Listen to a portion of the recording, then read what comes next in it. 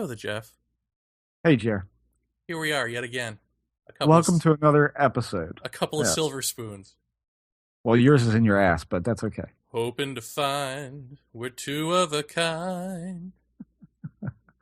Remember Silver Please Spoon? stop singing. I'm sorry. I'm watching. Yeah. I'm watching. Season 6, I think it is, of the TV show 24 with Uh, Ricky Schroeder, and I was surprised to see in the credits that they went back to Ricky Schroeder because remember for a while he was Rick Schroeder. right. Yeah, I guess he got rid of that. He's like, yeah, I've proven myself as a tough guy, and it's time to go back to Ricky. That's right, folks. It's proven radio tested paranormal discussion here on Paratopia. That's right. That's just the preamble. That's just where we warm up the audience to the crazy ideas that will be forthcoming. And before we get to those ideas, let's get to experiences, because earlier tonight, maybe 40 minutes ago, I had what I can only describe as a Jeff Ritzman experience. Oh boy. I haven't called you on the phone until about 10 minutes ago, so I'm anxious to hear this. Now, I'll preface it with this because I don't want to keep out any information, but I don't know how useful this is, which Right. is that I just had a couple of people sleeping over, and they left today. My friend Dan and his girlfriend, Taylor, and so Taylor this morning said she had she explained this really freak out nightmare that she had that she thought, like, she was unquestioningly saying it was alien related, which Huh. makes no sense to me. But she's adamant that has, like she said, she's never had a nightmare this bad and this vivid and this, like, the thing in it was male, female, and alien all at the same time, and she just said it felt, controlled in a weird way. So All she right. blames me. She blames my apartment. Okay, fine, good enough. So I'm throwing that out there as, is it something, is it nothing? Because I thought it was nothing, but then I'm thinking about it, and I'm like, could something have been waiting for them to leave this whole time besides me? Hmm. No, I kid, Dan, I kid. So I'm sitting here in my comfy chair watching 24, and the layout of my apartment is, if I'm in the living room facing the TV, to the right behind the TV is the door to my bedroom. Diagonally across from that is the door out into the hallway, and straight ahead from that door frame is the bathroom door. So everything's like within eye shot, basically. And Okay. if I have weird things happen in my living room, for some reason, it's generally in that vicinity. Weird things like there were a few times when I was on the phone with Nancy Burns, and for some reason I'm seeing a small orb of light just sort of going in and out of my room or that general vicinity. Can I ask, is that near the bathroom? Would that be near the bathroom hallway? Yeah, it's like the two door frames are on either side of the corner of the room, if that makes Okay. sense. So my bedroom, and then corner, and then door frame to the hallway, and 2 steps from that is the bathroom. Okay, so it's in that general vicinity. It's not near the kitchen or the living room or the door to out or anything like that. Yeah, I mean, everything, when I say hallway, we're not talking about like a long hallway here. We're talking about just a few steps. In any event, so tonight I'm watching TV, and out of the right periphery, I don't know if it comes out from my bedroom or just appears on the floor, but I see like a large black ball and it moves into the hallway, and it's like a fleeting thing. And so I follow it with my eyes, and I see it zoom off, and I think to myself, oh shit, is that a rat? Like, what was that? And so now I'm like scared. So I like jump up, I turn on the light, and I'm just sitting in my chair. I don't want to like go out there. Now I've never seen a rat in the neighborhood, let alone my home. And it certainly didn't make any noise. And it certainly didn't look like a rat. It looked like I was thinking like, geez, if that were a rat, that would actually have to be like a porcupine or something. It was like huge. So I'm sitting in the chair, and I've got the light on now, and I'm just sort of, I go back to TV, but I'm still sort of looking out the corner of my eye to see if something comes in or zips across the hallway or something. And I see, and I don't even know how to describe this other than like an apparition or something, like a faded, I'm saying it looks like this. I'm not saying this is what it is, because again, it's peripheral stuff, but looks like a faded lower half of a person or something goes in from the hallway. So the ball zips into the hallway or whatever, And now this goes from there to the bathroom, and the door is open, like I can say, there's nothing there. So I'm looking, there's nothing there.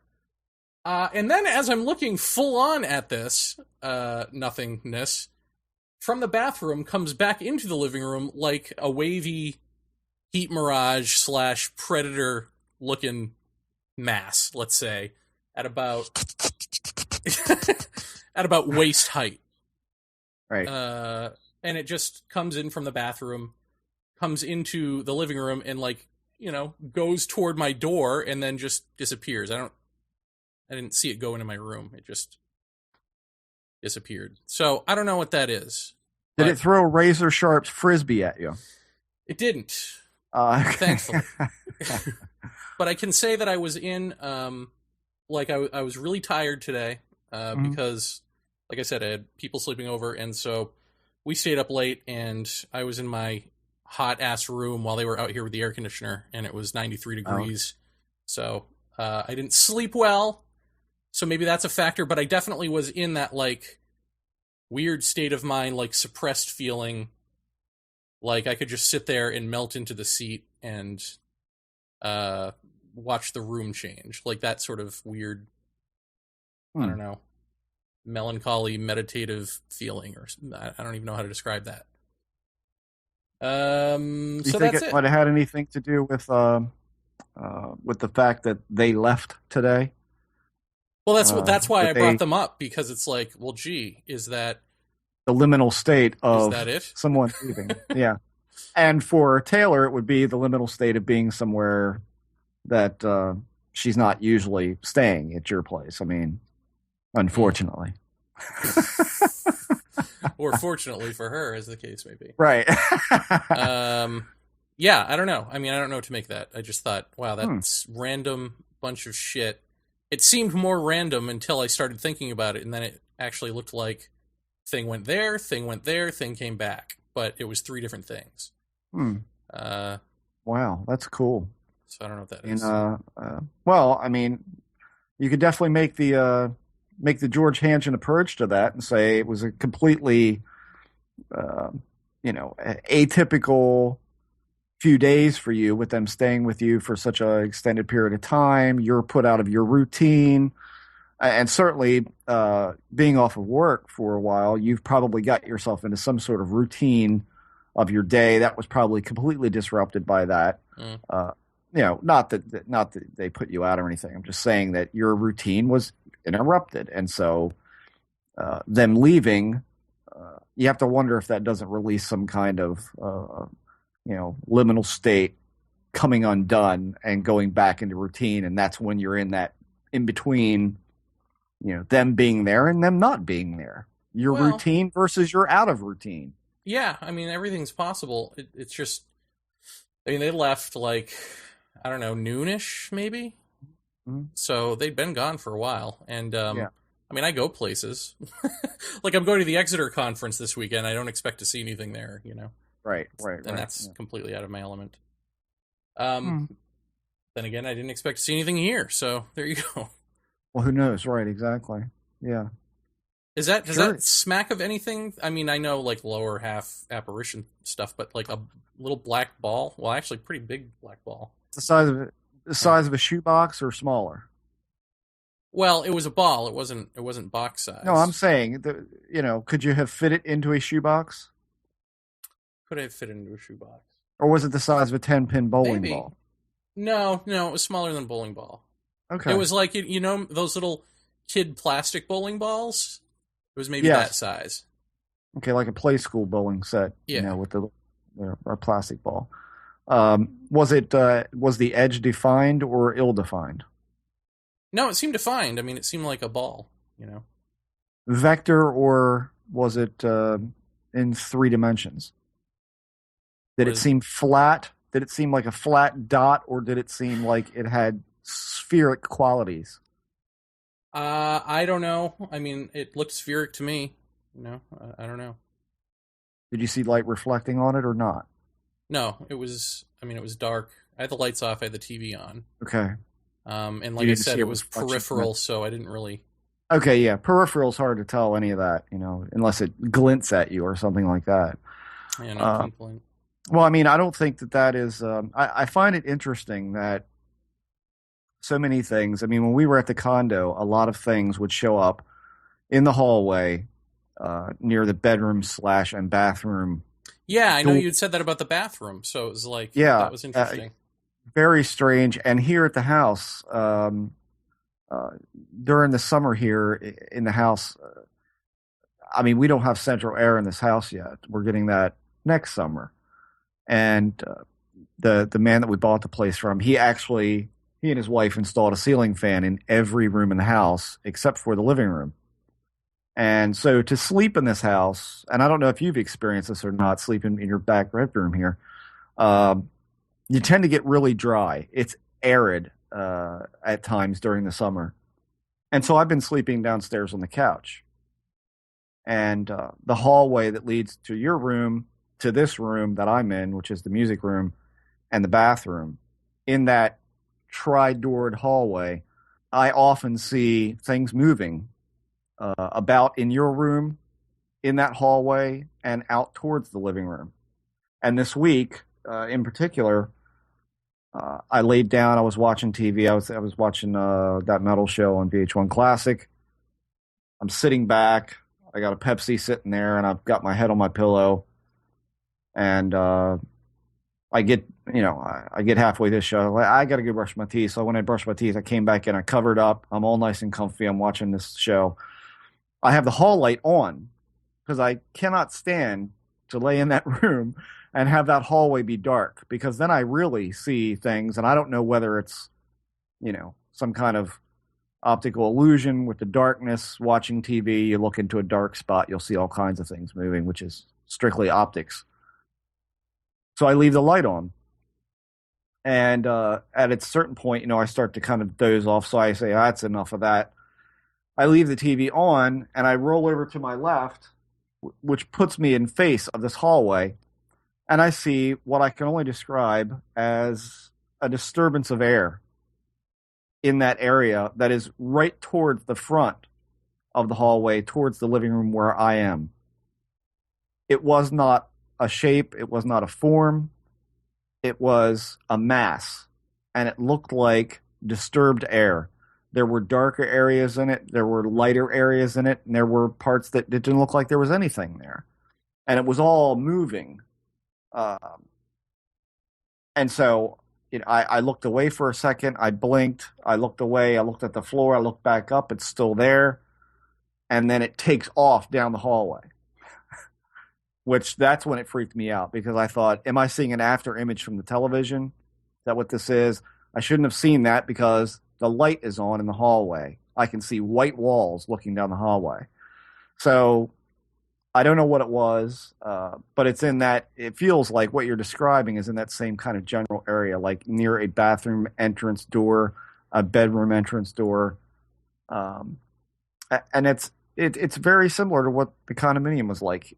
Equally the same here. My wife, Lisa, she sees stuff in that hallway when we're watching TV, like a lot. I don't know what that is. I would really like to. That's something I could pick George Hanson's brain about. Like why a bathroom? I mean, and for me, this goes to the weird energy stuff, which is more times than not, if I'm standing up and I let this thing do its thing, it'll eventually. And I think I've mentioned this on the show a number of times, walk me back and forth between the door frame of the bathroom and this wall behind me here. Huh. In a straight line back and forth and like lean my head against it, press my hand against it, do sort of, I don't know, gestures around a spot just back and forth. And it'll just be that for like 40 minutes. And I have no fucking idea what that is. That's got to get tiresome. Yeah, well, that's part of the reason I don't do anything anymore. It's like, it's not interesting to me. I don't know what it's doing. You would think that there's like an end result, but there doesn't seem to be.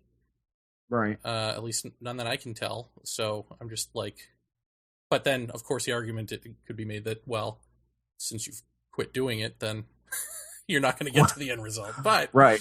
You won't get there. Right. I'm curious. Very curious. I mean, it sounds familiar to me in the sense that my 40th birthday while I was living at the condominium still, and my mom came over, and I remember talking about this on the show and with you, that the black fuzzy, non-descriptive edge, but definitely the size of a shoebox and definitely rectangular and seemingly three-dimensional, but out of focus, black box comes out of the sunroom between me, my mother, and the dog. The dog snaps at it, and it makes a left. Well, from its right turn, it would have made a right turn down the hallway, and kind of left like a blur trail behind it. And everybody saw it.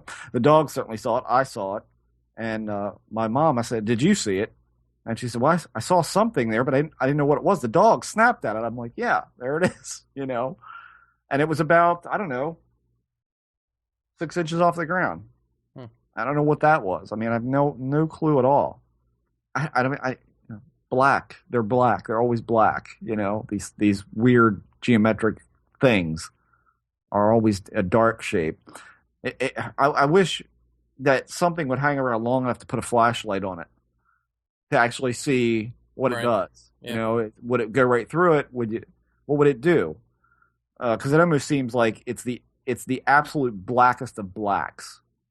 Very, well, that's very what the little ball was, but then whatever it was that moved toward the bathroom, like I said, was like a see-through shape. Like, were they walking? I mean, was what you say a lower half a person? Was it walking? Was it taking steps, or was it just moving? It's moving. I think it's just easy for me to transpose onto that it was walking, but I don't think. You don't think it was? I mean, it wasn't like I saw feet or anything. It would be like if I saw, like, from the waist to the knee or something wearing shorts of somebody. It's like if that were moving, how would you even know if it were walking, really? It would just sort of be shuffling-ish. Did you, was this all peripheral, or did you actually lay eyes on it at that point? That was peripheral. I mean, I turned and saw it, but no, the thing that was, like, full-on was, like, the mirage-looking thing coming out into the living room. But the other two things were mainly peripheral. Curious. Whatever. Any weird? I mean, did you walk over there? Did you? No. Well, did you? Did I walk over there? You insane, sir? Well, no, I did. I did. Listen to you, Mister. Why don't you engage this stuff? The ultimate hypocrite. I've said that from the beginning. No, I did. I have to. Did walk you notice over... any coldness, any temperature? Well, no, I'm sitting right in front of the air conditioner, so you wouldn't have noticed, yeah. But I did get up to turn on the light, which is right on the door frame there, to the hallway. And of course, I eventually went out into the kitchen. You know, I had to like take out the garbage, so I eventually went and investigated, but it wasn't right away.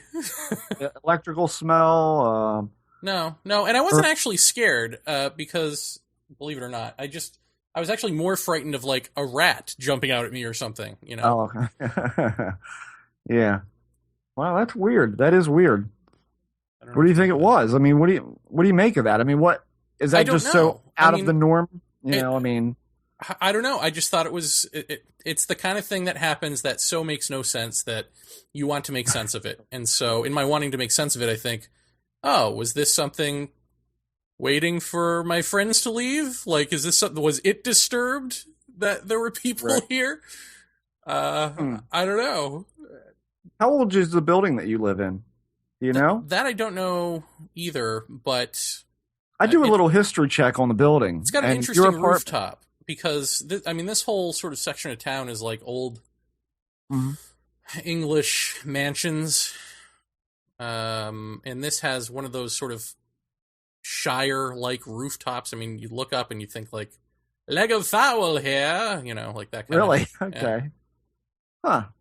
I do a little look up on the place, and you know, to maybe talk to the landlord about your place and your apartment, and see what you know, you might get something interesting. I mean, who knows? I don't know. That's definitely strange and nonsensical, which fits right in. you know, fits right in. So what else? I mean. What else? Well, just sort of along these lines, you and I had been talking about nosebleeds versus sunburns. Oh, yeah. I had gotten to thinking about, what was it? My experience of, well, growing up, I had nosebleeds a lot. My dad had nosebleeds, and of course, you read UFO literature, and then you'd think, well, okay, it's related to alien abduction. Another sign that I'm an abductee or whatever. But then I have nothing really to go by with that outside of stuff I've read in literature, with the exception of the time that this meditation energy pinched the bridge of my nose, seemingly cauterizing it so that I wouldn't bleed out over my mattress when I don't know how. See, it's like I want to fill in the blanks with words that might be wrong, but essentially, Right. where my wall was a white vortex force field looking thing, and so what I'm tempted to say is, when these beings come and go through that, maybe it makes my nose bleed. This was A, making sure it didn't bleed onto the mattress, and then B, the next morning when my other nostril actually bled, because during the night I could feel it going down the back of my throat. Ugh. But the memory of it was triggered by the nosebleed in the morning. So I had a nosebleed in the morning down my left nostril, even though this thing was pinching my right nostril, and the memory of all of this flooded back. All of this being simply that vortex and blood going down my throat. So no beings involved, no coming and going involved. So I guess I can't really say coming and going beings, is what I'm trying to get at. Right. But it did answer for me the question that I had during a previous abduction where I did see the beings, which was, how am I seeing light coming in from outside my window? Well, and it's not waking up all of Queens. It was the same light. So the answer is, there is no light coming in from some ship, beaming down into your window. Something opens up. So, I don't know, you and I, we'd gotten to talking about that, and what? And I was saying, well, at first I was saying, do you think that something like that is caused by this portal opening up? Was that what this experience was telling me? Some sort of radiation poisoning or something, something that I don't understand. Is there a connection there? Something that maybe science can tell us, if we had a neurologist on, or if we had a physicist on to tell us how wormholes work, how our brains might react to it. And then you had said something about, what, a movie? Was it a movie? No, I just mentioned that Lost. I said, well, Lost, when right. they were tripping through time and the wheel was stuck. If you were a Lost watcher, one by one, members of the group that were skipping like a record through time started to get absurd nosebleeds and eventually died from that. Who knows where they got that idea, but certainly a lot of the premises within that show were interestingly researched, or seemingly so. So I have to wonder if they didn't, ask a physicist, if you were traveling through time or portals or wormholes or the such, what would be the physical effects on the body of that type of thing. And that's curious to think about that. Like, what would be the physical effects of that? And then you had asked me if I had ever had nosebleeds, and I said no, but my mother's mom had them quite often, and they were, I remember in particular, they were very bad. But she did have a lot of health problems, and I'm quite sure that the medicine she was taking for her heart and all of that had a factor to play in that. But one thing I have had is sunburns that are. Remember how I talk a lot about, to talk about this with 100% honesty is to be thought a fool? Well, here's that. The Richard Dreyfuss sunburn from Close Encounters. I've had that probably 3 or 4 times. The ones that stick out are once with my wife during the big event where we saw the disc, and I kind of walked out into the field to see if I could get a better look at whatever it was, and I didn't know what it was. We both ended up with one half of our face literally red, as opposed to Lisa's very fair skinned and I'm, Germanic. So it's like I'm kind of olive skinned and we both are red on one half side of our face. And then once when I was in Gulf Breeze, I walked out of there. I mean, I was down there for a conference and woke up on more than one occasion, having not been on the beach, having not even gone near the beach, but rather from a hotel room to a conference floor back to a hotel room wearing cowboy boots, which don't pick up sand because they're flat leather-soled shoes with no tread on them whatsoever. Woke up on more than one occasion with sand in the bed and having a sunburn on one half of my face. And it was so bad at that point that it actually peeled. Now, one could say, okay, well, you're at a beach resort area, so that makes sense in some fashion. But here's the problem. It rained pretty much the whole time I was there. There wasn't a whole lot of sunlight going on towards the beginning, middle, towards the end. A little sun came out, but that was definitely, I wasn't outside very much. It was the conference, so I was in the hotel room, conference area, and my hotel room. So those are the two that jump out at me. I have had that quite a bit. What that is, I don't know. I certainly don't remember anything in Gulf Breeze happening aside from what I've already mentioned. And what everybody knows is that I shot footage down there of a daylight object that, so far as I know, has been completely lost to time and no one much cares about. But and the pinpoint earthquakes, which I brought up on Wes's show, I think, and probably another one. Those are the two weird things that I remember. But I don't. I wouldn't have no idea how sand would get into the literally, like as if I walked on the beach and then came in and got in bed. That's how bad it was. It wasn't just a little. It was a lot. I don't know what to make of that. That I've had. Nosebleeds, not real. Not really. Well, and the thing that the thing that you came to that I saw was that it's not radiation related or, this portal is opening up sort of thing. It's another reminder that perhaps it's the function it played in the morning of triggering memory is the function of the nosebleed. It's something to say, I'm here, look at me, pay attention to me, but it doesn't leave a permanent scar. Right. And I think maybe this is something for the listeners. Does anyone have a permanent scar on them from this? I mean, if we eliminate scoop marks and if we eliminate meteorite in your leg, or any of the things that we can eliminate, I just think it would be interesting if, say, Whitley Strieber, maybe Betty Andreasen, a couple of others, maybe Travis Walton, or these high-profile cases that go on to be completely influential. It would make sense to me that they would have something permanent in them because you've got the media paying attention and, for them to go further and try to get science to pay attention and all this stuff. Maybe you would need something permanent, even if it ends up being silly in the end, even if you extract it and it ends up being silly. But for the rest of us, why would you need something permanent unless there really is like a tracking device or something like that? So if we're going to eliminate tracking device or communication device in the body, do you believe that there are permanent things in people? You're asking me. Yeah. Do I believe there are permanent things in people? Permanent scars, like marks? permanent marks, permanent, yeah. I think that it would be a pretty grievous wound to be a permanent scar of any kind. I don't know. Certainly it's possible that one would have a scar, but eventually, your skin grows out and that scar will eventually, in the course of the number of years, will disappear. The only thing that comes to mind when somebody talks about something that's there and is there for a duration of time is like a scoop mark. I definitely heard people talk about, I've had this for so long and it's never filled in. It's never come back up. It's just this dent in my leg or this dent underneath my arm.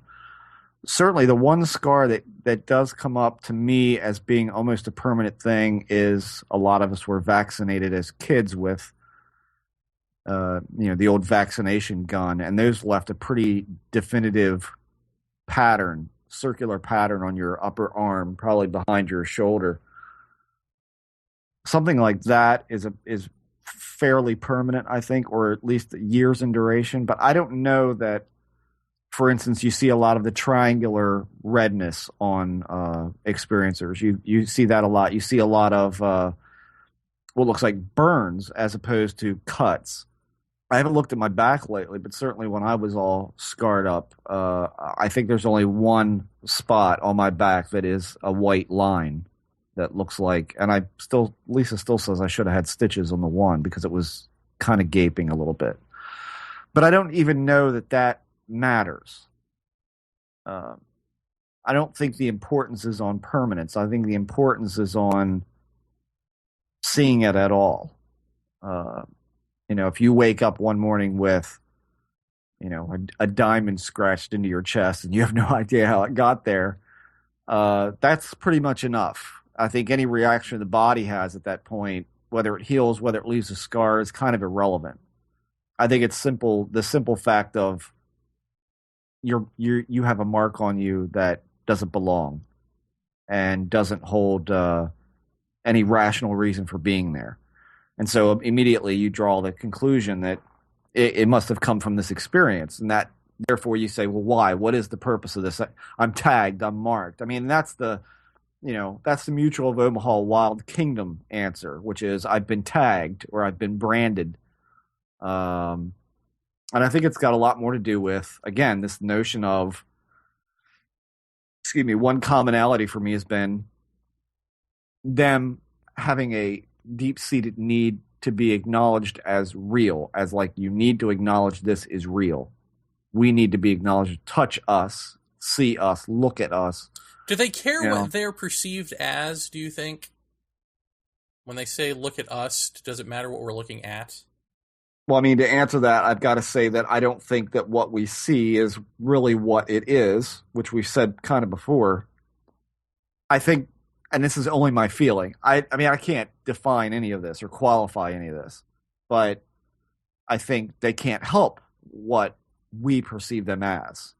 Them, saying them is kind of almost a misnomer for me because I don't believe it's a them. I think it's an it. I don't care if there's 5 or 10 billion. It's an it to me. It's a singular thing. And I don't think that whatever way it presents, I don't necessarily believe it can control how we perceive it, but I think that it can change based upon it can change, but I don't think it knows what we want to see it as. Does that make any sense? In other words, Gladys has this new agey, airy-fairy experience with aliens and dolphins and all of that sort of thing that we kind of laugh at. But that's her experience. But then again, she's coming at it from this childlike innocence way where somebody like me comes from it, oh my God, what the hell is this? It's horrifying, and therefore it's boogity, boogity, boogity, as you say. And so can it help that? I don't know. I don't know if it can help the way it appears. So I don't. It's a tough call for me to say. Do they realize how they appear to us? I think they know, but I think they think that's what we want. But I don't know. It is almost, as somebody recently said, and I can't remember who it was, but it's almost like, oh, okay, you're afraid. Okay, well we'll be more terrifying because that's obviously what you want. You said this recently. Who's that? You said this recently. You said this on Wes Osborne's Well, I did, show. but I mean, I heard it from someone else. Someone else brought this point up. It's like, oh, you want angels and dolphins? Okay. And then the opposite and everything in between. And this is where it becomes problematic for talking about it, is because every experience is so tailor-made and is no less real to the person experiencing it.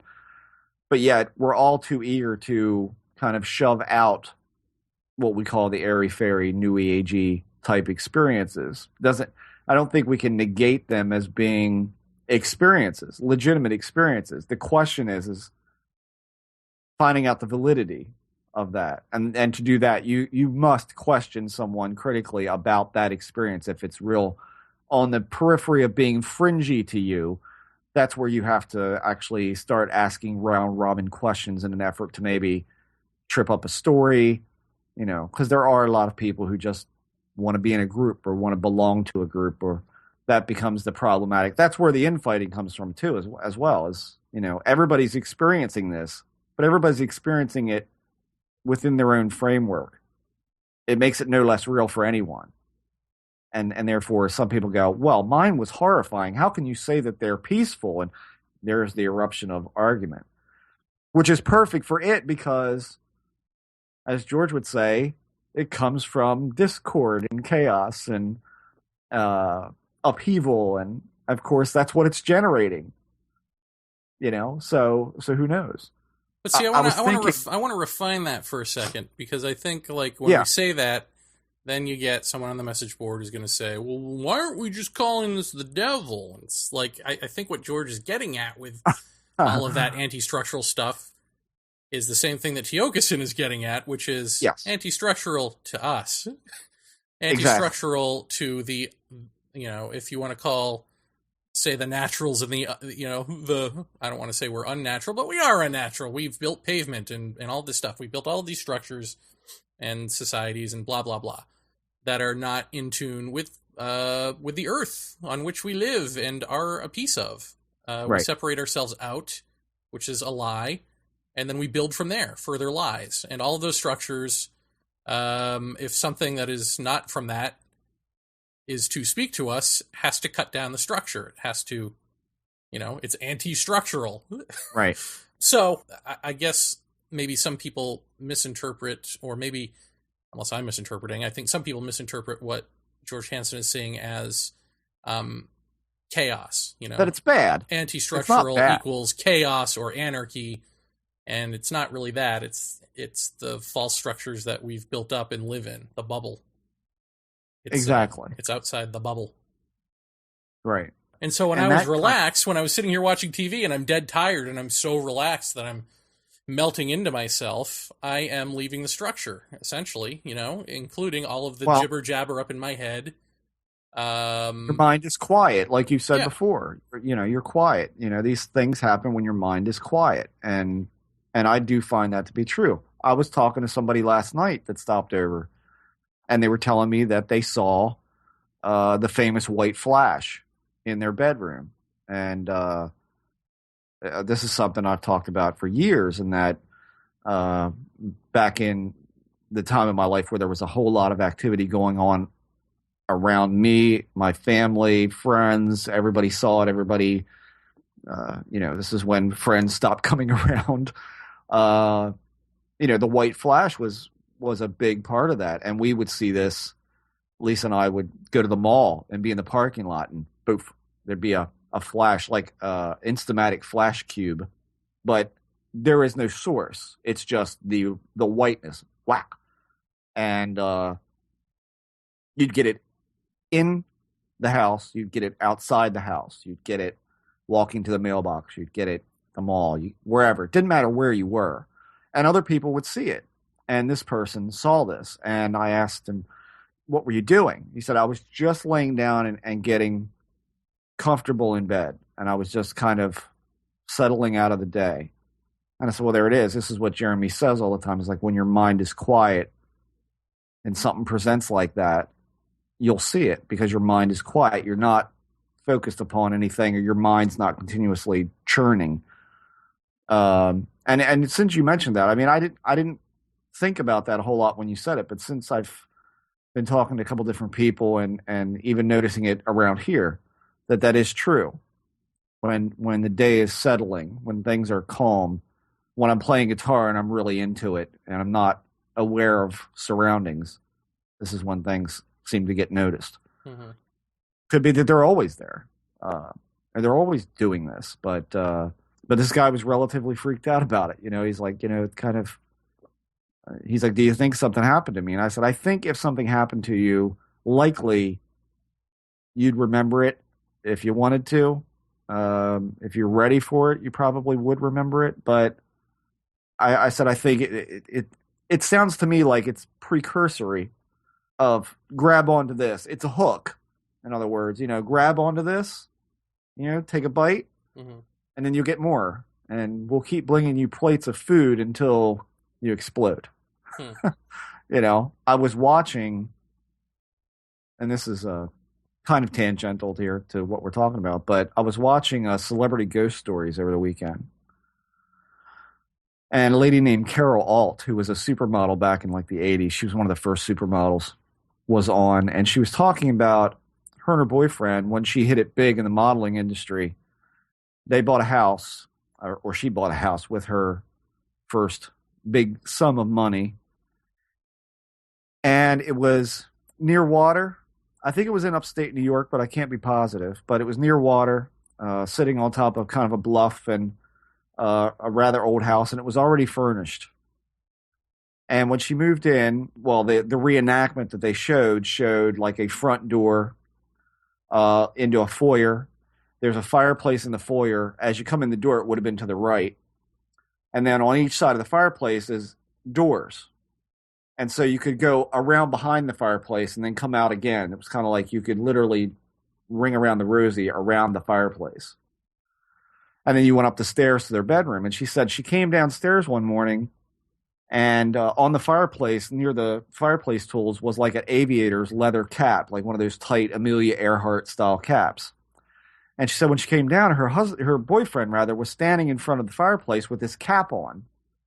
And she said something to him, and he didn't acknowledge her. And she went down there, and as she went down, he looked at her, and he began to run, laughing, around the fireplace. And she was chasing him, kind of grabbing at his coattails, and they're laughing and kind of like just playing around.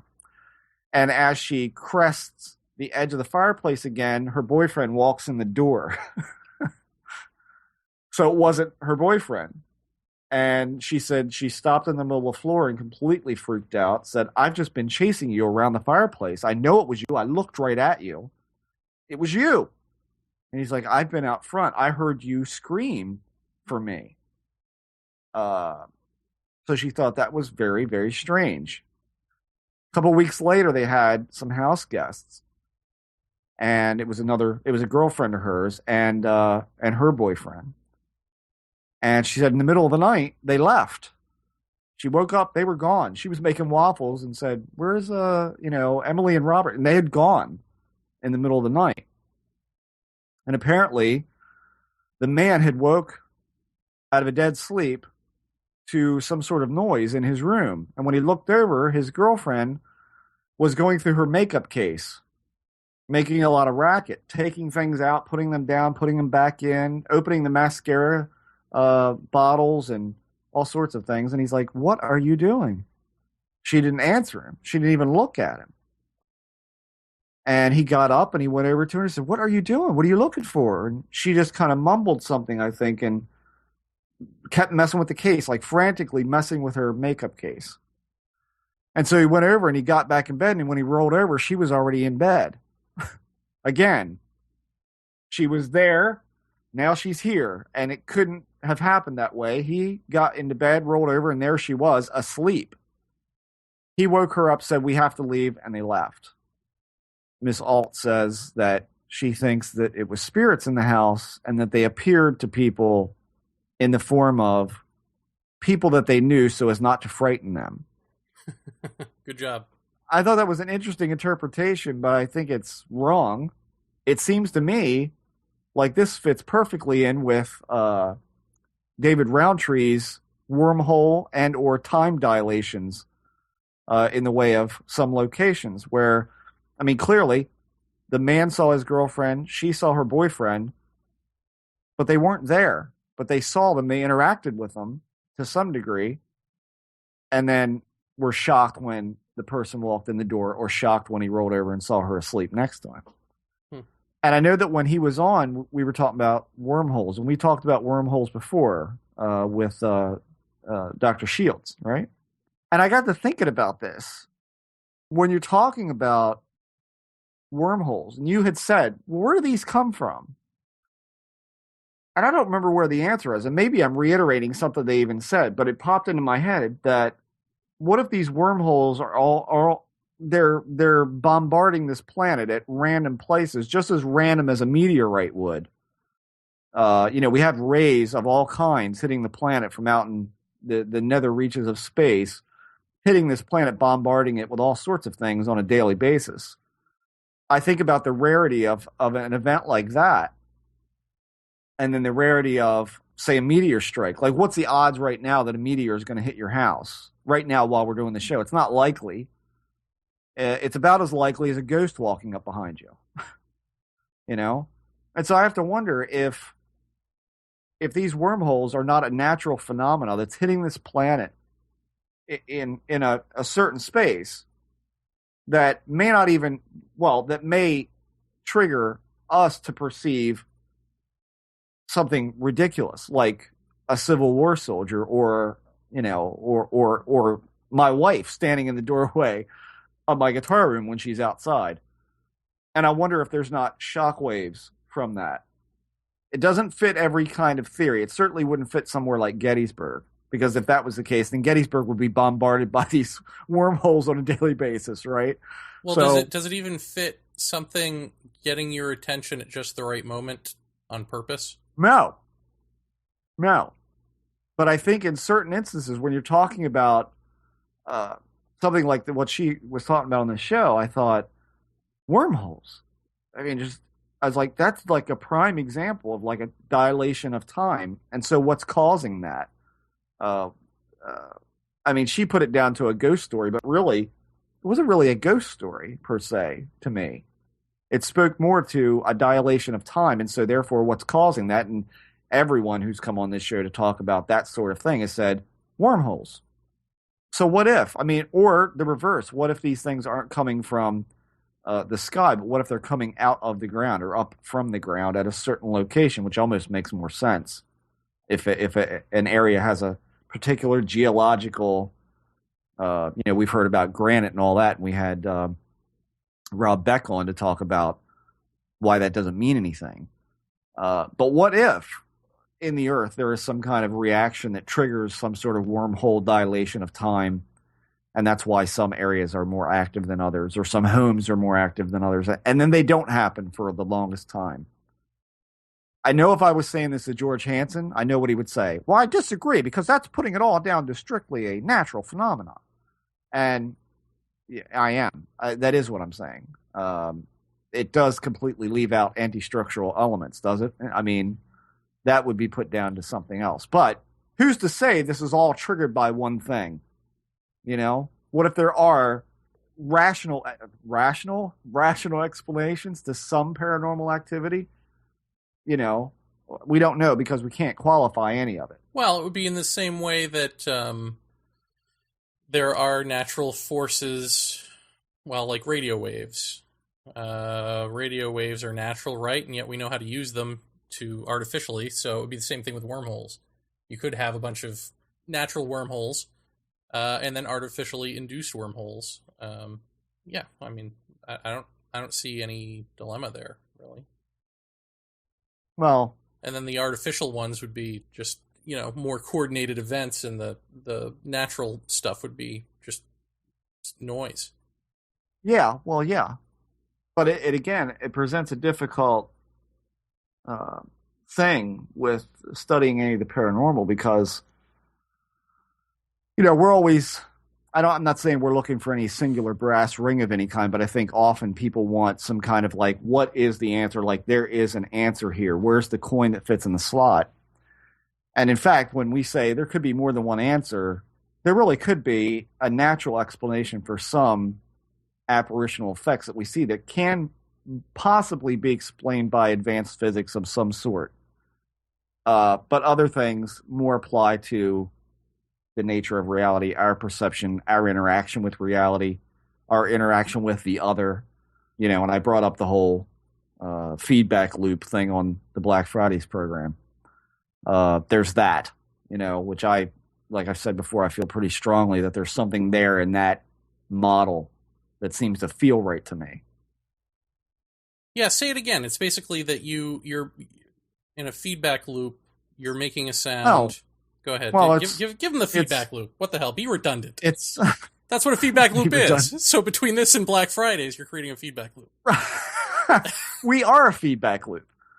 You could take a guitar, because that's what I know to apply it to, and you can put what's called a delay pedal. And a delay pedal, in the analog sense, is taking the signal and repeating it. So when you listen to Pink Floyd's The Wall, and you hear the classic David Gilmour when you hear that, that's a delay, and he's actually not hitting every note. He's doing a very fluid back and forth on the string, but it comes out with this chop to it that's very unique sounding. And there's a lot of different variations on a delay, but you can set a delay to frequency of ping. So if you go, and you can tighten it up to where you hear, that sort of thing. You can shorten the amount between the delay. And then there is the feedback, which is how often do you want it to repeat? It can repeat forever. It can continue to go on at the same sound over and over and over, or it can fade out to nothing. And so if you play with those dials and you hit one note, gunk, gunk, gunk, gunk, gunk, gunk, gunk, gunk, you can make that go faster, gunk, gunk, gunk, gunk, gunk, gunk, gunk, gunk, whoop, whoop, whoop, whoop, and eventually that singular note that you hit will transform through frequency and through a shortening of delay time into a tone, a really bizarre sounding tone. But it becomes a completely different thing than that singular gunk. And so I say, when we focus upon these things, when you have these big discussions like we had with Colin that night, and the air starts to change, I think of it as it's a feedback loop of us going dunk, and something out there goes gunk, and then we go gunk, and it goes gunk, and pretty soon it's dun, and when it hits that tone, manifestation, zygote, and that happens. I mean, and it's really this, it's really a two-way street. It doesn't react unless you react at it, and so you're trading back and forth signal. When that signal converges, it becomes something completely, and you can definitely attribute this into a musical sense, because that delay, when it hits that strange tone, it's very weird. It's nothing like your standard, E minor chord. That chord is gone. Now it's this bizarre, weird sounding thing. And that's exactly what we get, is the bizarre, the meaningless, the ridiculous. I would like to apply this to, say, Leslie Kane's book, where it's all sort of these Air Force people saying they witnessed UFOs, things like that. It'd be interesting to see what was going on inside of them the moments before they saw this thing. I mean, is it a matter of opening yourself up to being able to see something, and then you see it, and then there goes the ping, ping, ping, ping, ping, through you going, what is that? And then you get close, and then it takes on the shape in your head of whatever an alien ship or whatever. Right. And it starts acting that way, and it starts playing dodgeball with you or whatever, Yeah. zipping around the sky. It would certainly explain the evolution of craft, of those things that we can kind of say, we don't know what this image is of. If we can't define it, we end in abject failure to say what it is. Then, that to me, I look at that and I go, is this why so many of the craft photographed in the 50s had fins? Because this was our consciousness at the time. Cars had fins. Goddamn toasters had fins, for fuck's sake. Okay, they were everywhere. And so when you look back at some of the 50s stuff that still kind of holds up, it has that kind of quality to it. It almost has a style to it. You think about the airships way back when. They looked very Victorian-esque. They were not what we see today as these multi-lobed chromic shapes, these pyramidal structures, these triangular craft, that sort of thing. It seems to evolve with us. And that makes me question, is it occupying the same space? And if it is, then at that point, do you say in 1947, when we exploded a nuclear weapon, when we were in this, when we had already exploded the nuclear bombs, Did we affect it in some meaningful way into where it was going, oh shit, hey, that hurts. Don't do that. Is that where the military manifestations come up? Is its effort to say stop? Is that where Malmstrom comes up?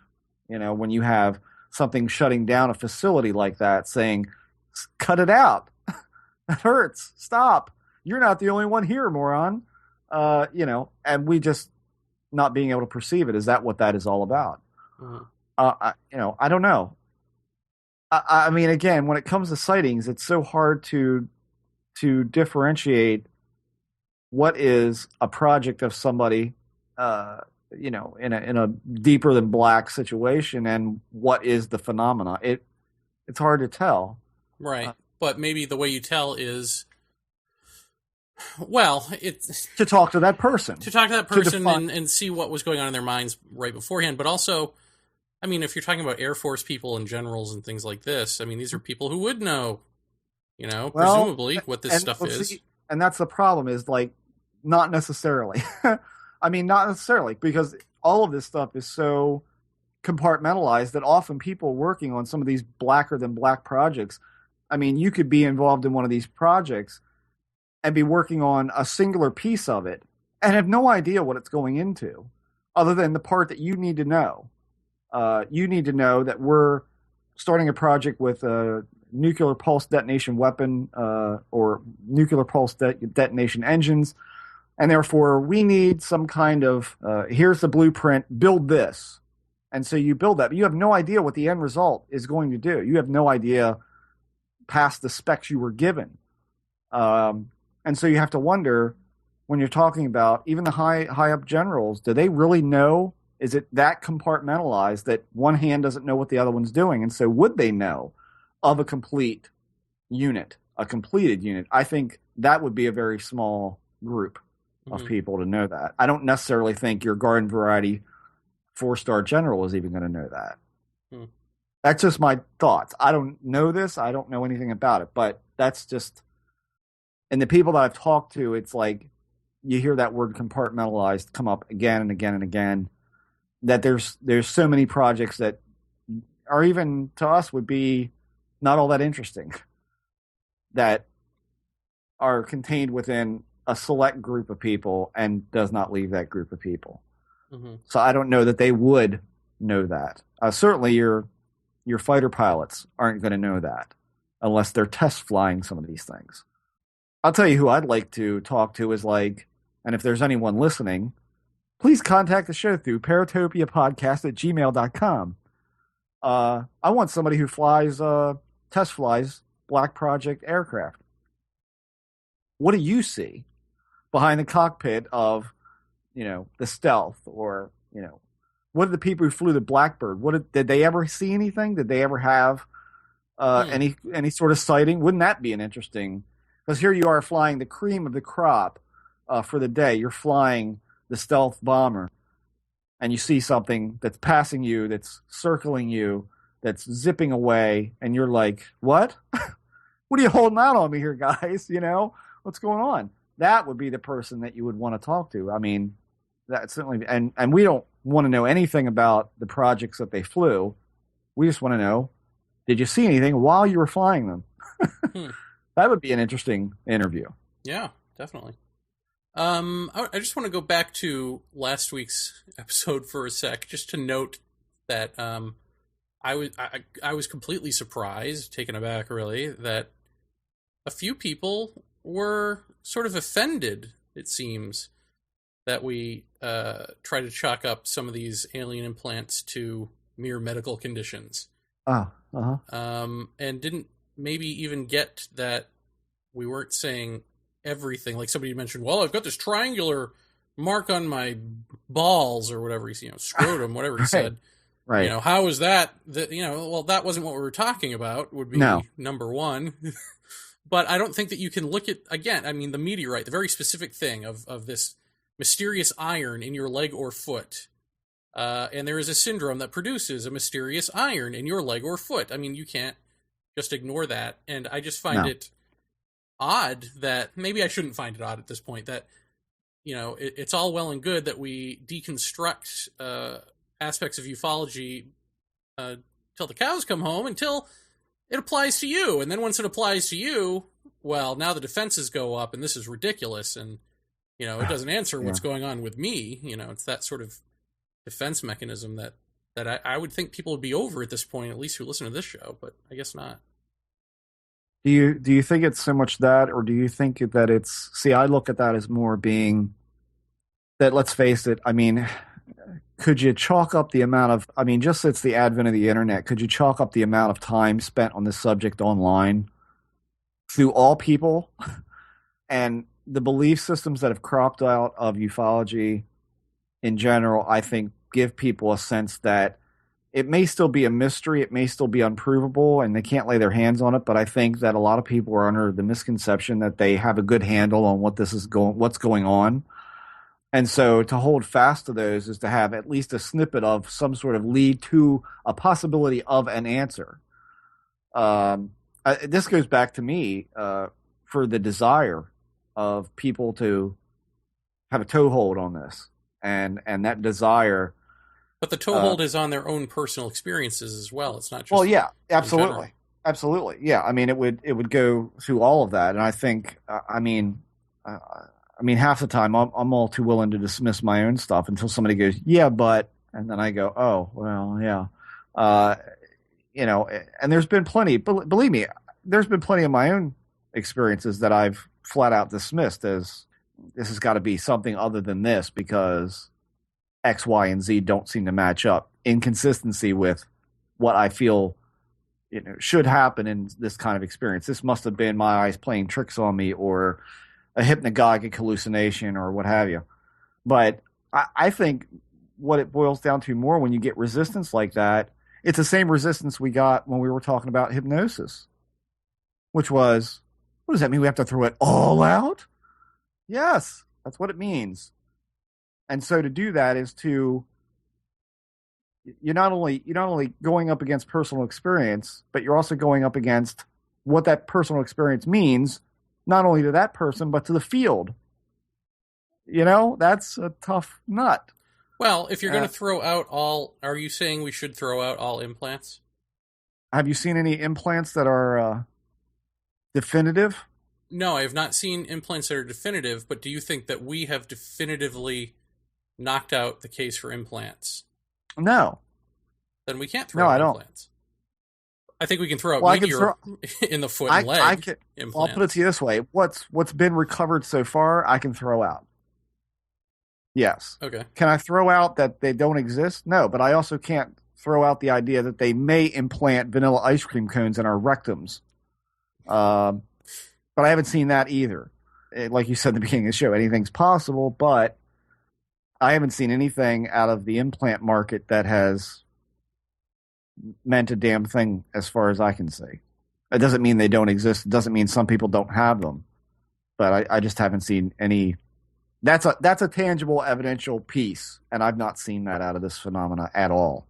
Mm-hmm. I've certainly seen effect, but not the actual piece.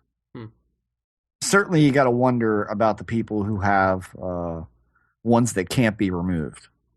I do wonder what that's all about, especially when they're geometrically perfect, when they seem to be an object and they're in a spot where they can't possibly get to them. Well, even you saying, like, okay, if you press on it, it's going to sink into the fatty tissue, it's going to appear like it's moving away. But you'd think, right. I mean, even if someone in that profession doesn't exactly have a handle on all of the syndromes out there that this could be, you would think that they would have a handle on pushing on an object means it's going to go farther away from the scalpel, and that's not indicative of moving away from the scalpel. Right. I mean, don't get me wrong. If and I don't know, I wasn't there to witness this, but if Whitley's thing in his ear, the little, what I think he said was like a white disc, a small white disc, if that thing literally was touched and went up over top of his ear and, ended up in his cheek, then I could go, okay, that's a little weird. I'd be chasing it down, Well, I was thinking, like, even in terms of having the memory of it being implanted there. I mean, you can't just throw that out. I mean, even if you say, well, that was under hypnosis, but it still didn't produce a thing in the ear to correlate with the memory. Right. Yeah. Yeah. So I don't know. I think there's more to wonder about with that stuff, even though it's not produced anything tangible. I just think that like there's nothing to scoop marks, probably, and there's definitely nothing to meteorite in the foot. Like that whole angle now is dead to me. You know, oh, it's giving off radio signal and all that sort of horse shit. It's like, no, it's not. It's just doing what metals do. Right. I mean, I have over the years talked to more than one person who has said, for instance, they had a nosebleed and they blew their nose and an object came out and they felt compelled to dispose of it. I've had more than one person tell me that. In which case they flush it down the toilet or they're outside and they just throw it away. And I have had people tell me that. Whether or not that's an excuse or whether that's like a real compulsion, that would be somewhat fitting with this phenomena, but it would also be fitting with if you've got odd phenomena around you that, I don't know, that just let's say certain compartmentalized individuals would be interested in, that may be who's doing the tagging to find out where the fuck you're going or what you're being exposed to. That would make somewhat of a little bit of sense to me. Mm-hmm. I don't, like I've said before, I see the marks and the notion of they stuck something in me as more of, I see it as being far more personal than that. It's far more, of the notion of some sort of, for you, a tangible symbolic thing of your experience, that it's that real. It's forcing you into a corner. Right. Which is what this thing seems to do all too often. Well, now here's a $50 million question. Are we actually seeing more clearly how this stuff is working, or are we still being led down the path of almost the Strieber thing of, is this what it looks like to look at evolution? The more we discover in science and physics and all that, the more this looks like interdimensional or ethereal in some, way that we can't quite get a materialistic grasp on. And it feels like we're going in a real direction, but are we, or is it just another product of our discoveries, leading our mind to new conclusions or new possibilities that will just keep evolving and evolving and evolving, and we're still not any closer. Yeah, that could very well be, right? I mean, if you're exposing somebody to a new way of thinking and those new thoughts then inspire other people to new thoughts and then things evolve out of that, then sure, it's always going to be one step ahead. It's going to be always one step over the line of bizarre, but then that inspires thought, which then inspires something else, which then turns into matter and is, eventually something everybody knows about. It may be the, what did he call it? The transcendental object at the end of time. Mm-hmm. That's throwing out the little scintillations of, like a mirror ball. It's throwing out these little things around the room that you can look at, you can gain something from, but it's always going to be just ahead of you, just out of reach. Yeah, I think that's highly likely. I don't think, I said this before, my lifetime, forget about it. You're not, no. Hi, I'm Dennis McKenna, and you're listening to Jeff and Jeremy on Paratopia.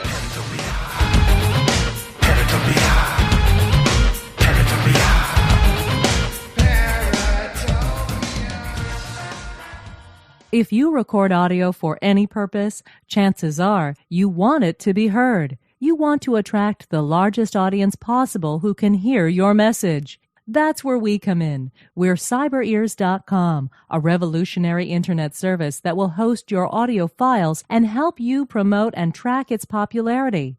Considering hosting a podcast to the world? We have all the automated tools to make the process as simple and easy as it can be. No technical mumbo-jumbo to work out. CyberEars.com does all the work for you. You record it, we take care of the rest. So don't delay. Go to CyberEars.com today and register for a free trial account. Upload your audio files and get heard. With CyberEars.com, it's your audio on your terms.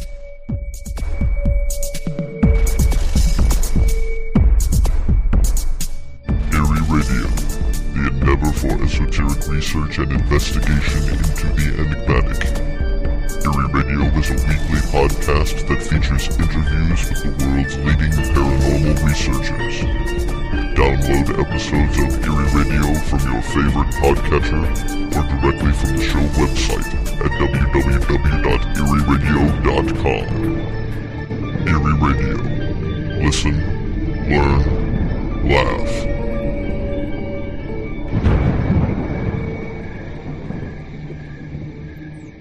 I'd said that I have more of an experience to share with you from my own childhood.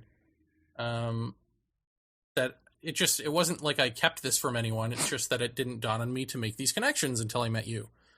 Okay. Because before it was always cut and dry. I had these weird Ouija board experiences and I had these weird alien experiences. And the more I think about it, the more crossover there is and the more, I don't know, wishy-washy it all gets.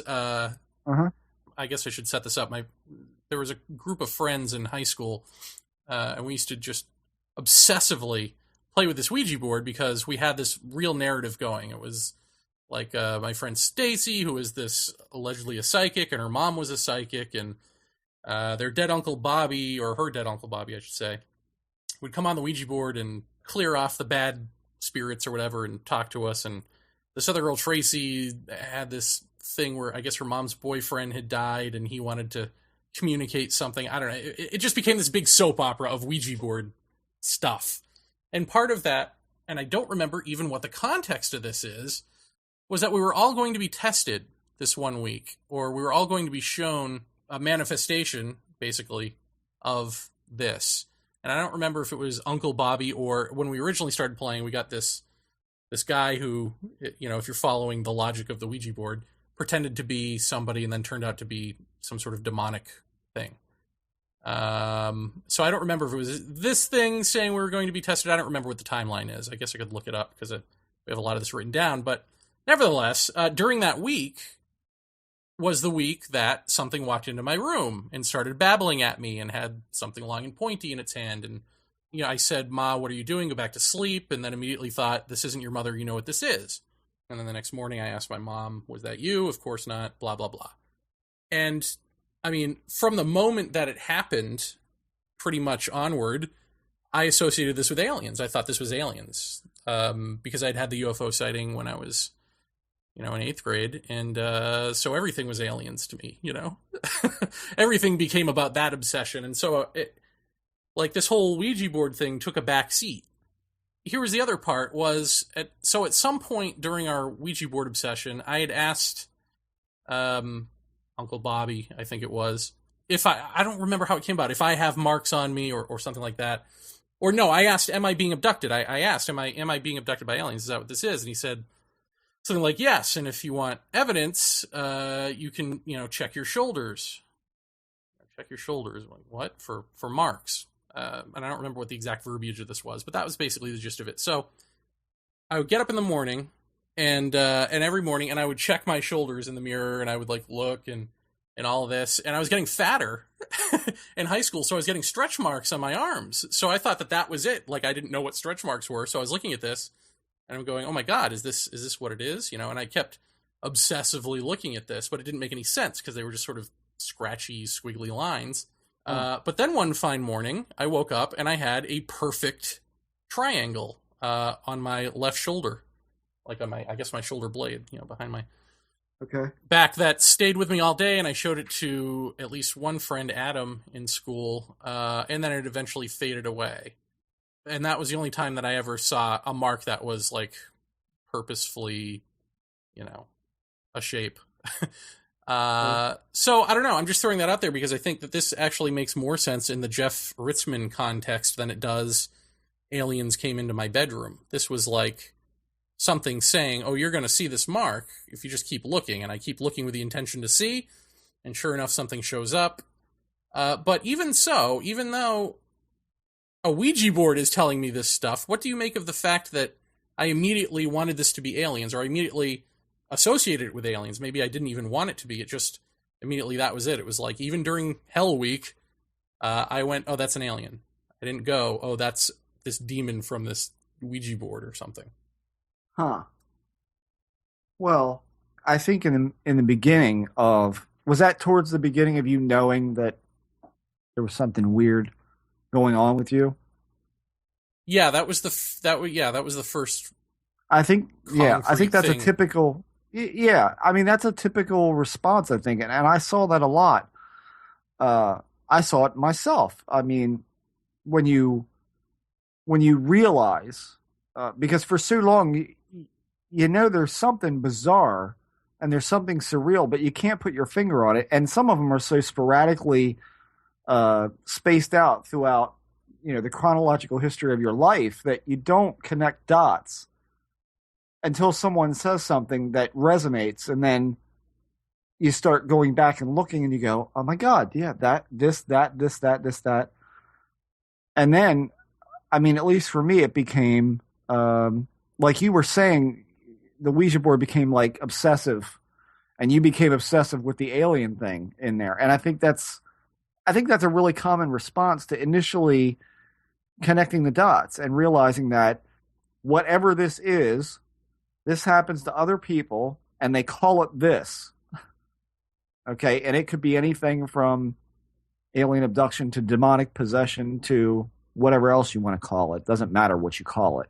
It's all the other. It's all the response from the ether to you, individualized. And so I think it's pretty common to connect the dots and initially say, because again, you talk about language, you're talking about your definition of what that means. What did alien abduction mean to you then? Spacemen from another planet?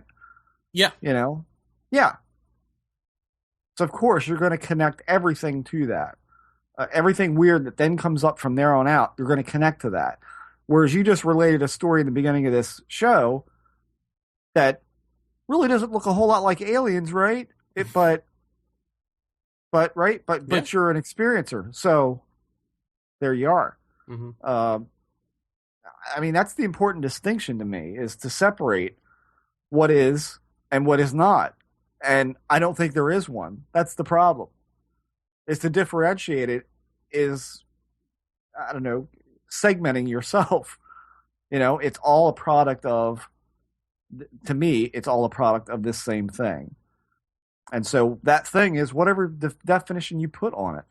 Well, and also in a way, isn't it smarter to believe in aliens? That's more of a long-term thing. Like, I'm going to grow out of playing with a Ouija board in a couple of years. Right. Alien abduction, that's with you forever. So right. Well, so far, yeah. But I mean, what are we? We're at a point now where I think we're on the same page as this, is that we almost look at the experiencer syndrome as possibly something completely separate from the UFO in many instances. Right? Well, I think it's fair to say, for the simple fact that UFO means unidentified object, and yes, we don't know what that means, you know? Yes, yeah. But I mean, at large, the UFO phenomena at large, I don't know. Yeah, Something I think you can have UFO sightings and not be an experiencer. Oh, right. That's what you're saying. Right. I mean, there is that, you know, there is that line. However, again, going back, you have to realize what is the human reaction to seeing a disc in the air? And the reaction is one of two things. Either you pursue an answer and it eats you up, or you don't. And you just go, I saw one of those one time, and it becomes a story you tell your family and your grandkids and whatever when they become interested. But, you know, to grab hold of that tiger is to be pulled by the tiger through the jungle. And that jungle can get deep real fast. And Hansen has talked about this on the show, that, you know, to grab hold of any answer, to pursue it in any meaningful way is going to evoke more of it. Well, and that how about this? Me, you know, let's go back communicative. Communicative, or let's go back to the mushroom incident, because we both basically, even though I had the weirder, longer version of it, I mean, we both had the same thing of look at this, look at this. Yeah. It's turning the inside out and showing you all of this stuff that isn't there. Right.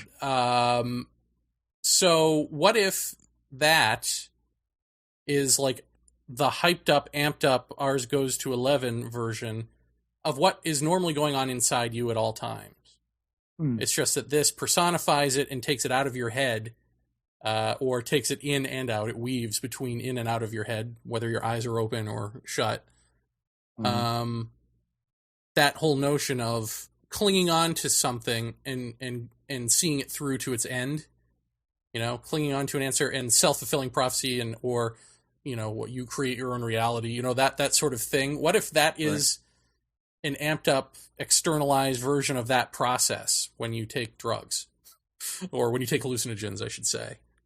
As opposed to what? As opposed to these things are actually there and we can't perceive them, and drugs tune us in to be able to perceive them. That drugs take the internal and put it out, so that if in normal reality, in normal consciousness, you say, we create our own reality, right? And so you concentrate on something, then you give it up to the ether, and then magically it comes true. The things come together in your life, and it comes true, and that's all sort of an invisible process.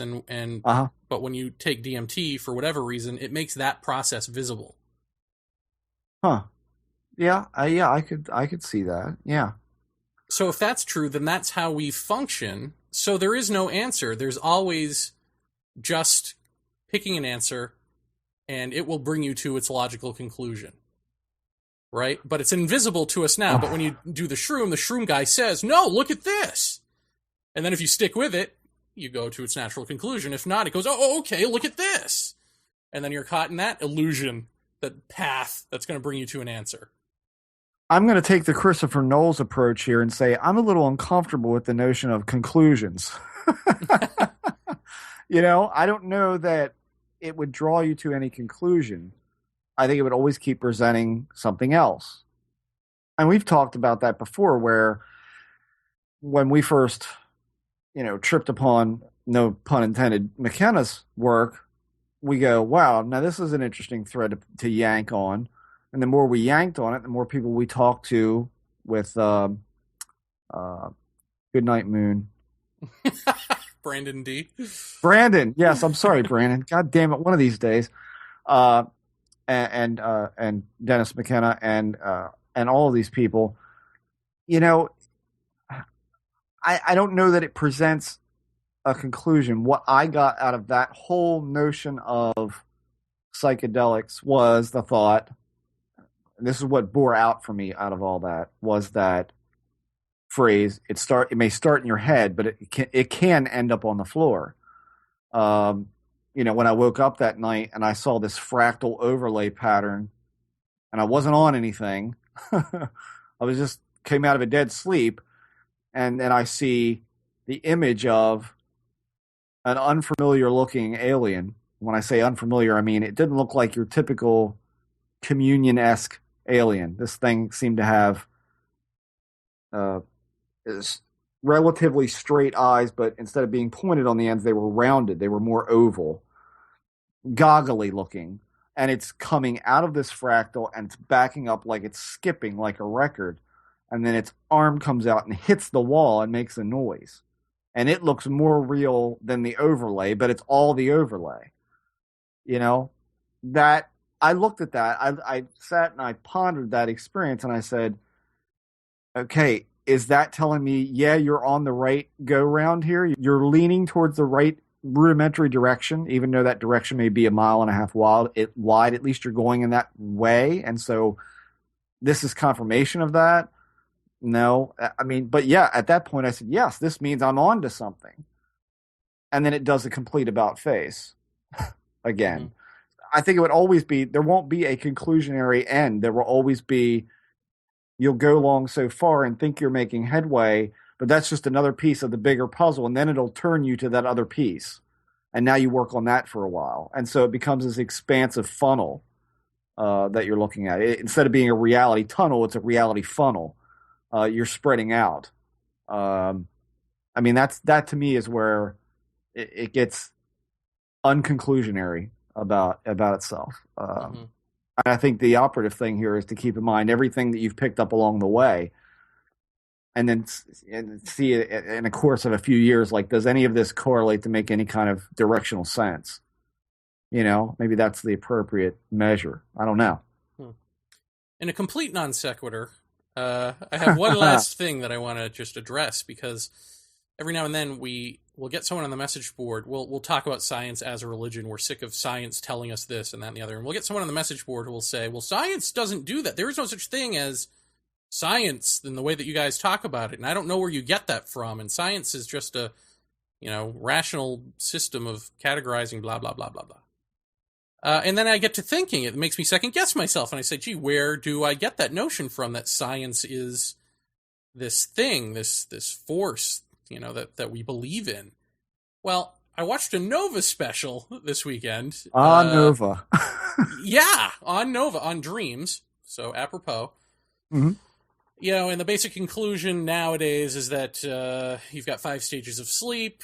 One of them is REM. In REM, you're working out issues that might come up in life that are survival issues. And when you're a kid, you adopt the survival issues of your ancestors. So you'll be chased by wolves or, bears or something, and how do you react to that? And then as you get older, it's like the recurring dream of I'm in high school and I'm naked and, that sort of thing. Right. But these are all sort of survival issue dreams. And that the other stages of sleep are not that, but dreams involving memories of the day, just sort of jumbled up, maybe meaningful, maybe not, who knows. So during this special, then, they get into other cultural interpretations. And in fact, they mentioned some village, I want to say it's in an Eastern Bloc country, but I don't remember, where every morning the village gathers and they talk about their dreams, and you've got the dream interpreter who interprets along the hundreds of years of cultural dream interpretation that they've been doing, and says, oh, well, what you're seeing here is your son is going to beat his drug habit, or whatever it is. Okay. And that's all meaningful for them. But the way that the Nova narrator frames everything is exactly what we say, which is science is going to solve this. It's on the case, and treats these things, these other cultural things, as sort of antiquated ways of dealing with it, whether they know it or not. And I think that's the point, that it's like, that's the religious aspect of science, because who are you to say to a culture older than modern science, older than the study of dreams, that their way of doing things is bullshit when their culture is still alive and thriving? Like, that just doesn't make sense to me.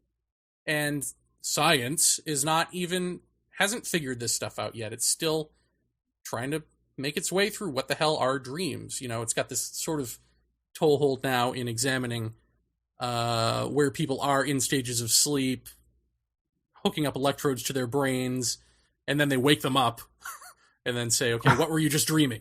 This is science. Okay. So you can figure out things and categorize things and blah, blah, blah, but that's not the whole story, and that's never going to be the whole story, I don't think, with our dream life. So I don't know.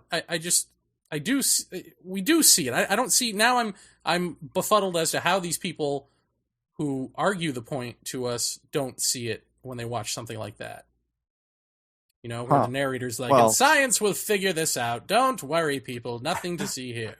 Right. Well, isn't it, don't you think there's a portion of science that, and I think that at least in some ways, the title notion of science studying, like you've mentioned here, ancient cultures or remote cultures, remote indigenous people, I think it's slightly changing from what it used to be. I mean, they are studying these people, the people and their customs and their belief systems and all of that.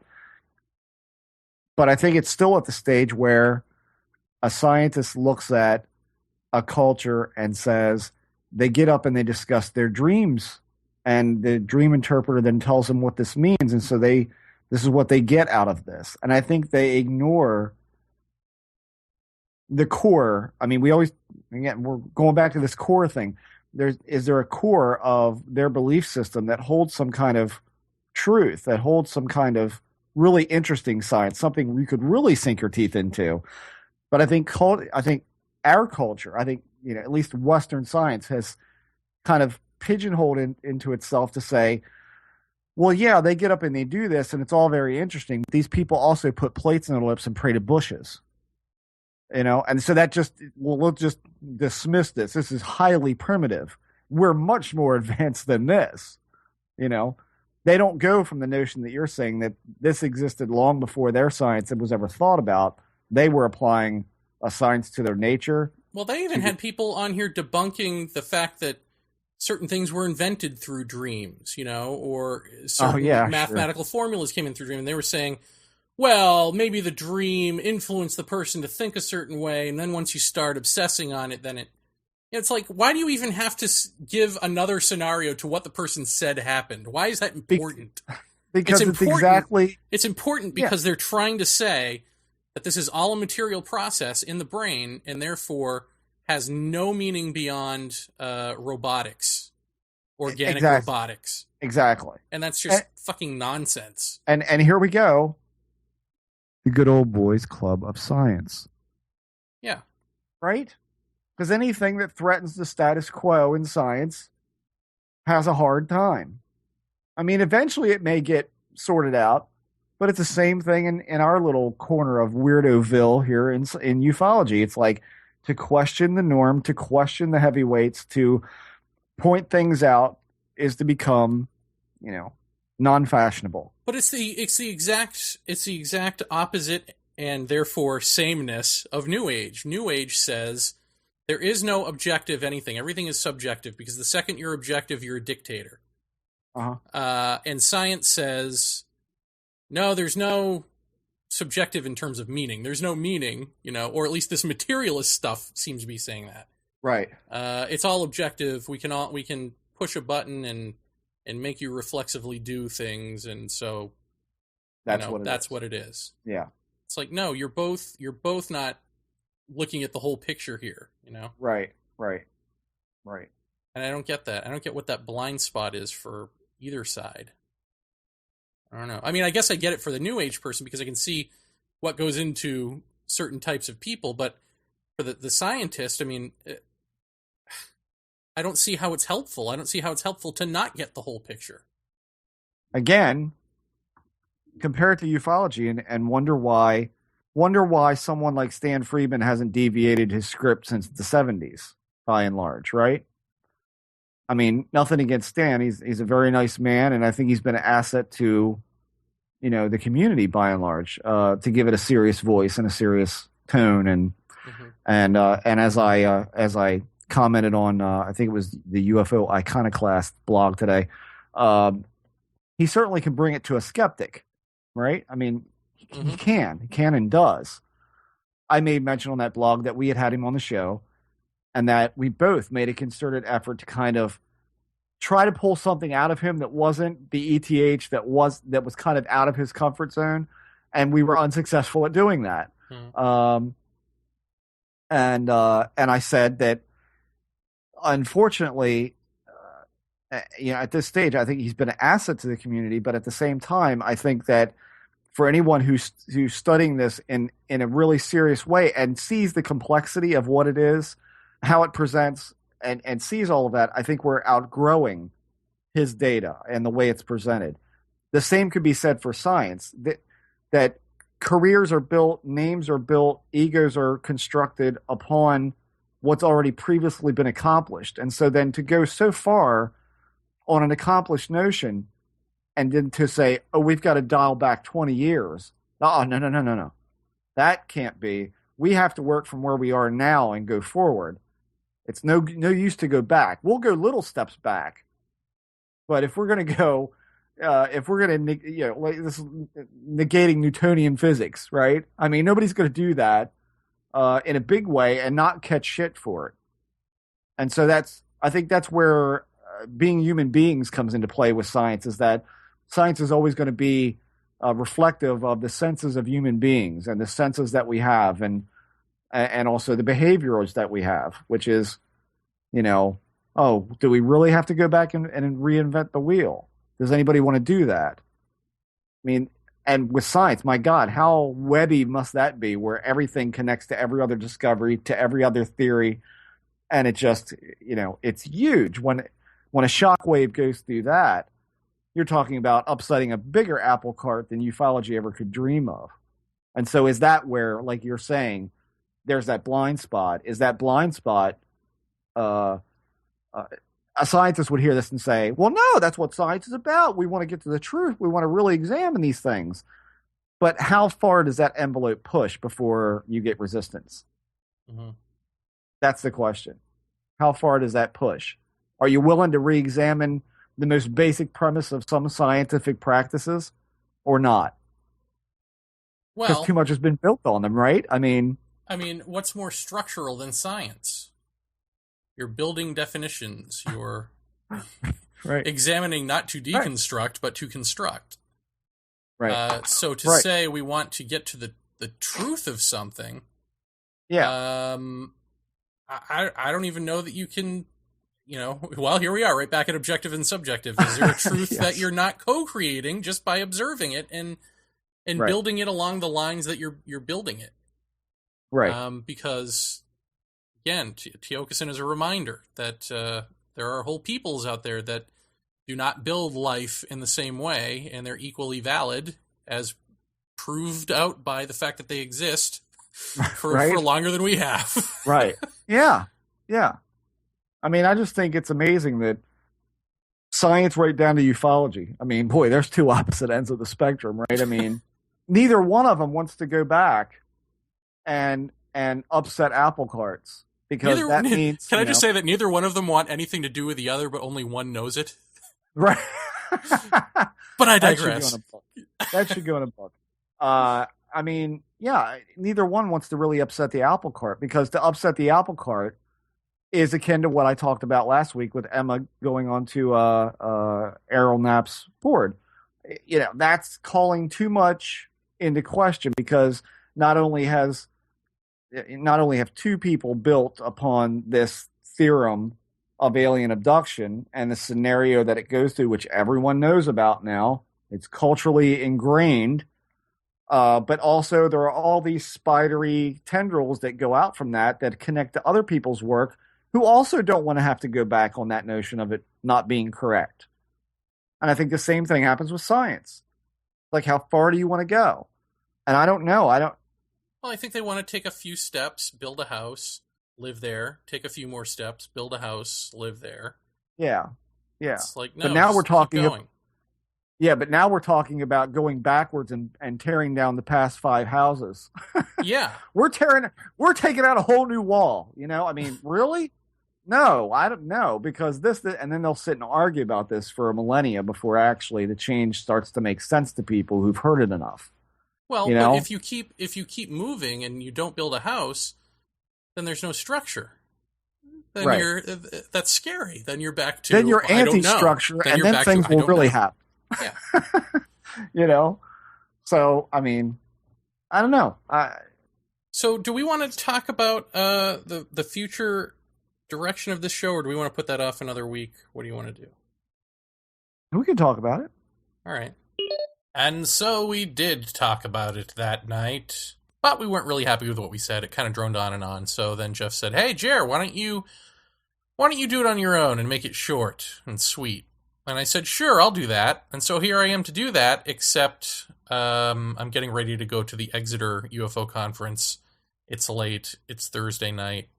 I'm not doing it now. So we'll talk about the future of Paratopia perhaps next week.